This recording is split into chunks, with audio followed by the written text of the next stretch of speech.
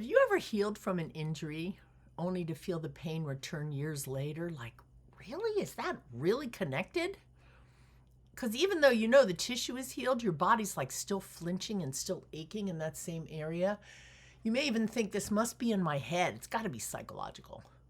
Yes and no. It's actually your whole nervous system. Because you know what? Your body and your mind, they are one thing. Today I'll show you how to gently rewire memories coming out of old habits so your body can finally feel safe again and chronic tension can ease. Hi there. I'm Dr. Melanie Carlone, and welcome back to Why It Hurts and How to Heal. Before we begin, help out the work, like the video, subscribe to the channel, you know the thing. It really makes a difference. And engage in the comments. If you felt pain like this, returning from an old injury, even after healing, what did you do? What did you think about it? I hope this is helpful to you. When you experience physical, it could be emotional or mental kind of trauma, the body remembers. It's always trying to protect you. And it's not just the injury, it's the moment that it happens. It has the potential to really anchor into your experience because it wants to protect you. It remembers the fear and it remembers the response you needed to keep you safe. You also want to remember this is a primitive part of the brain. This is not your intellectual, well, that doesn't make sense, this and that. It doesn't think about it that way. It's an old primitive part of the brain. And when there's been an injury or an incident out there that it has to protect you from, the only way it protects is by tightening up. It can anchor that memory, the tension, the way you braced during the incident. If you limped, if you had to avoid or freeze into it. That memory isn't stored in your brain like a photograph. It's like a hologram. It goes through your whole system. It's a fractal. It's a patterned response. So even after tissues heal, if you haven't digested to actually integrate that injury, to let it go, your body still runs the program. It only ever always wants to help you. So unlike animals who have mechanisms after they've had a trauma to shake off all the hormones and the cortisol and let it all go, we've forgotten how to do that. And that's a lot of what powerful somatic work can do. So when you have those old responses and triggers come up, even if you're not aware of them necessarily as triggers intellectually, the body keeps the score. You end up tightening the same muscles, you guard the same side, and this can go on for years. And of course, then pain persists. Not because the injury is still there, per se, but because your body is expecting it to be, and it's holding on trying to protect you. Pain doesn't just live in the body tissue, it lives in how the body remembers what happens and keeps playing it over and over again. Awesome author, Bessel van der Kolk, wrote a book called The Body Keeps the Score. Highly recommend. It helps you to deeply understand how trauma affects you, not in just one area, not as an isolated thing, but as a whole person. And the beauty is, as a whole person, when you approach it with respect and compassion and gentleness and consistency, you can bring your whole, more integrated self to these primitive kinds of responses and invite the body to reset in a felt way. Talk therapy is helpful, but it only goes so far. The somatic felt way of reintegrating safety again after old trauma is what really teaches the nervous system it's okay now, it's safe. Another awesome teacher, Stephen Porges, wrote a book. He's actually written a lot of things about polyvagal theory.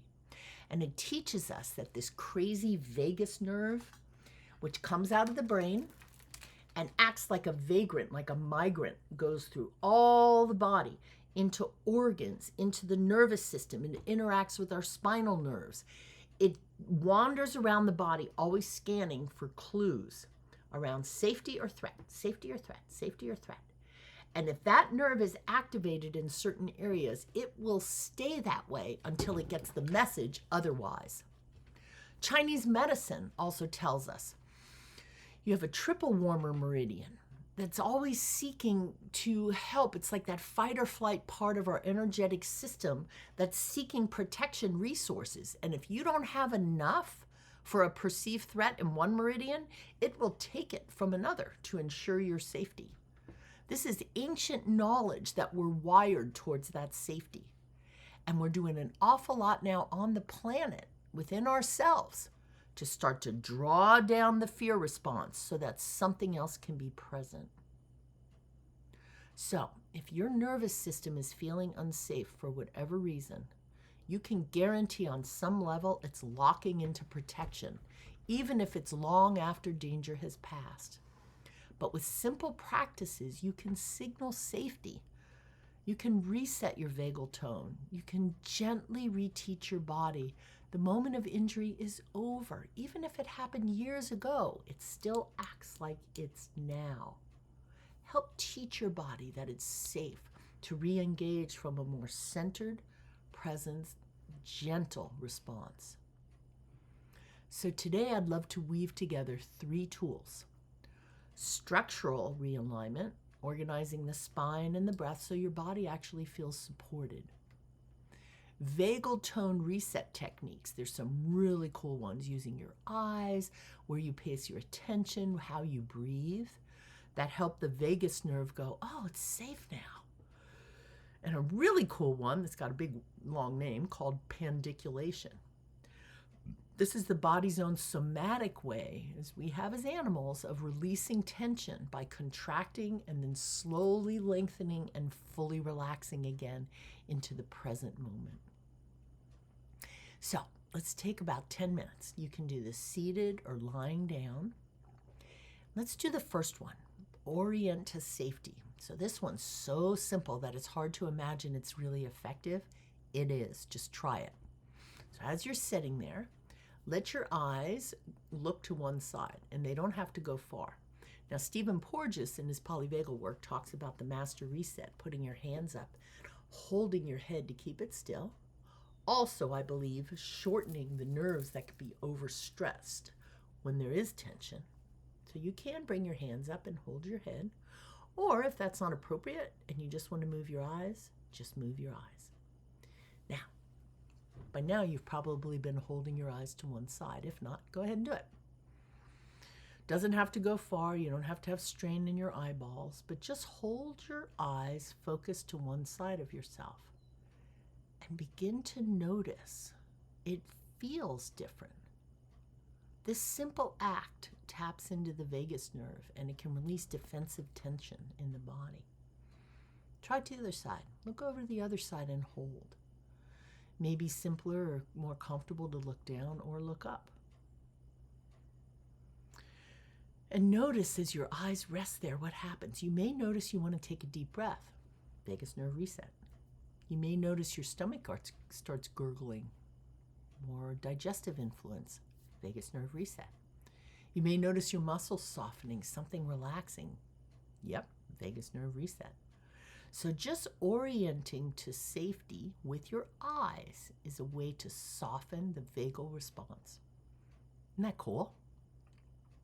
All right, we'll take it another step. So when there's a tension, when there's a trauma, we orient forward. We're designed to pay attention where the threat could be. And this can keep us nervous system-wise locked into a fight or flight type response. It's an internal nervous system thing. So let's use that same system and rewire a relaxation response, shall we? Let your awareness move behind you. You don't have to turn around, but you certainly could let your eyes go to the side. Sense the chair supporting you, or the bed if you're lying down, whatever you're lying on. Even imagine a gentle presence behind your back. Literally, something has your back. See if you can be aware of what's behind you. Now, you may notice if you have a lot of trauma, this actually can feel a little nerve-wracking. Just keep your eyes to the side and stay with it. Breathe. As you feel behind you, eventually, it could take up to 2 minutes, you should notice that kind of your shoulders drop. Your breath deepens. Maybe you want to take a deeper breath or your sigh. Your nervous system actually tuning into what's behind you softens itself. It's not oriented pinpoint awareness forward. It's widening perspective, peripheral vision to the behind you area. It can make a huge difference. Okay? That was step number 2. Step number 3, and this one I think is not really brought forward as much as it should be, especially when we think a lot about yoga and diaphragmatic breathing and breathing from our lower belly. Hey, guess what? That diaphragm goes all the way to your back.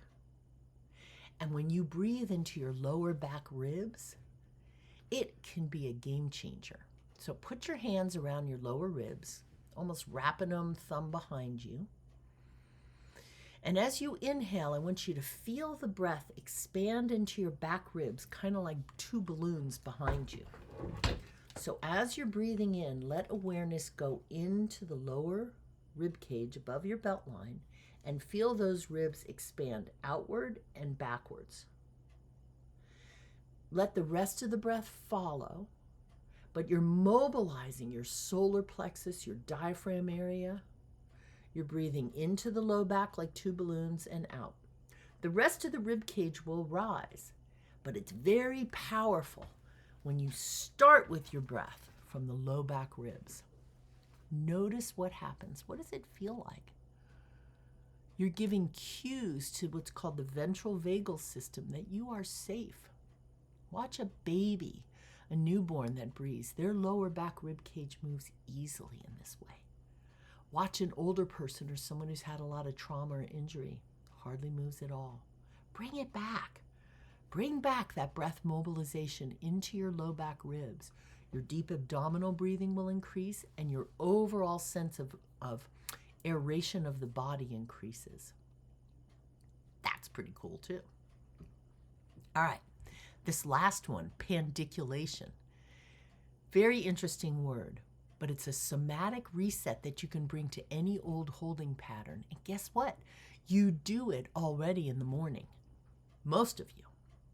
You know when you wake and you get that kind of internal like pulling towards the center? You tighten up and then you stretch and you slowly let go, lengthening out of the contraction, and then you let everything go slack. That's pandiculation. Watch a dog get up or a cat and they stretch their backs. That's pandiculation. So you can add eyes to the side, you can add low back rib breathing, awareness behind you, but let's use pandiculation as a superpower. So maybe you can already sense if you have an old injury, can you pandiculate about it? So when I was 15, I had this crazy fall off a horse and my foot got caught in the stirrup and it was not good. So I had this pattern, then I had this heavy brace where I had to hold my right leg up and walk for, months on these crutches. So I have a pandiculation pattern that tightens in my belly and goes to the side. So when I feel that familiar feeling in my low back rib, I can pandiculate into it. And it's something like this. And then consciously and very slowly come out of it. It is a profound system change. That cycle tells the body you don't need to keep that muscle locked up. You can lengthen out of the contraction and let everything go slack. So that's another cool one. And the last one, how do you integrate in structural alignment? You're going to slowly roll your shoulders. Let your spine find its natural curve. And I talk about this a lot. Ear over shoulder over hip. A cervical, thoracic, lumbar alignment. Letting your spine find its natural curves. Let the shoulders roll up. Keep breathing into your low back. Let your eyes go to the side. Roll them back and hold them. Feel them. Thank them for all the hard work. Slowly let them come down and then let go all the way. And notice how that feels. Not from forcing your posture, but from releasing protective patterns. For many of us who sit at computers for long periods of time, this is a profound one. driving, same thing. Okay, and now we're going to go the other direction. Eyes to the side, low back rib breathing. Squeeze those shoulders back and up. Bring them forward. Profound release on the shoulders. And down. And then let it go all the way. Notice how it feels.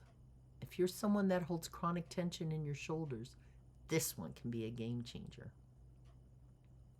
So remember, you're not trying to fix your body. You're not broken. You're using your body's wisdom to teach it. It no longer has to protect you from a past that's over.